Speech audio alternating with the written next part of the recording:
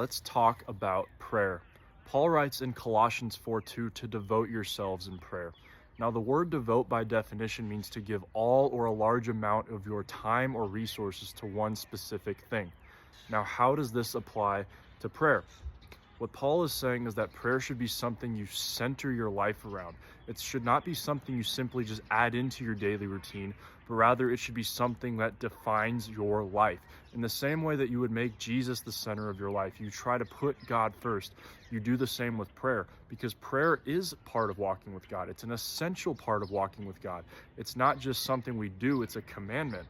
Paul writes in Philippians 4:6-7 that in every situation, by prayer and petition, with thanksgiving, present your requests to God.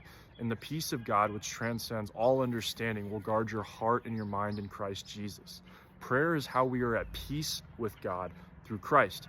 It's how we seek after God's will for us. It's how we lay down our burdens, our troubles, our goals, our desires, everything in our heart. It's how we lay it before God. And that is essential.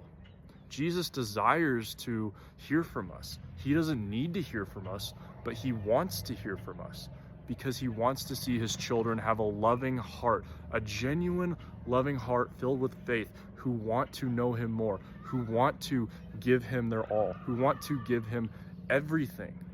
Jesus also gives us an outline of how we should pray. In Matthew chapter 6, he says, "Keep your words short and simple, for your Father knows what you need before you ask." You see, before you say anything, God already knows. Psalm 139 verse 4 says, "Before a word is on my tongue, you, Lord, know it completely."